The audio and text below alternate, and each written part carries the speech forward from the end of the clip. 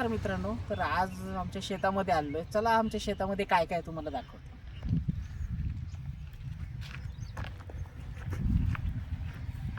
तर इकडे दाखव. हे सगळे याचे झाड आहेत, जांभळीचे झाड आहेत. टोटल इकडे झाडे आहेत आणि हे सगळे जांभळीचे. टोटल शेतामध्ये 100 पेक्षा जास्त जांभळीचे झाड आहेत. चला या दाखवतो. ही माझी गाडी. आणि सगळ्यांना माहीतच असेल बेलाचं झाड. बघा किती मोठं बेलाचं झाड. खूप वर्षापासून झाड आहे हे. खूप मोठं झालेलं आहे आता. चल या.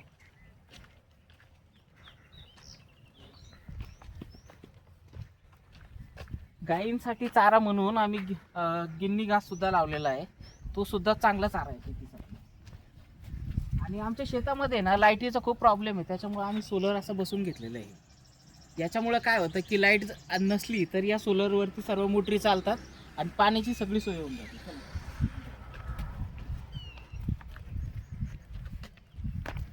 आता या वावरामध्ये इथं मका लावलेली आहे. दाखवतो मका दाखव. आणि स्प्रिंकलर पण केलं. स्प्रिंकलर माहित असेल प्रत्येकाला, नसेल माहित तर दाखवतो. याला स्प्रिंकलर म्हणतात. हे असं पाण्याच्या प्रेशरनी फिरलं जातं आणि याच्यातनं पाणी बाहेर निघतं. इथं ह्या नोझल आहे. इथं या नोझलनी पाणी बाहेर फेकलं जातं प्रेशरनी. आणि हे बाजूला ओलं दिसतंय बघा, हे त्याच्यासाठीच असे 6 ते 7 स्प्रिंकलर लावलेले आहेत. असे पाईपलाईन केलेली आहे, स्प्रिंकलर लावलेले. या इकडं आणि छोटंसं शेड केलेलं आहे याच्यामध्ये.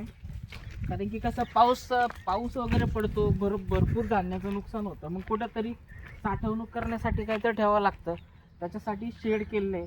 त्याच्यामध्ये काय जे मटेरियल वगैरे असतं ते ठेवलं जातं. किंवा धान्यसुद्धा आम्ही याच्यात धान्य पण साठवून ठेवतो आम्ही. आता तिकडं तुम्ही बघतायत ना, तिकडं शेततळं हे केलं आहे. ते खूप वर्षापासून शेततळं बनवलं होतं, पण त्याच्यामध्ये कागद टाकलेलं नव्हतं. आपल्याला तिकडं पण जायचं आहे. तुम्हाला दाखवतो शेततळं कसं आहे. धन्यवाद. बस.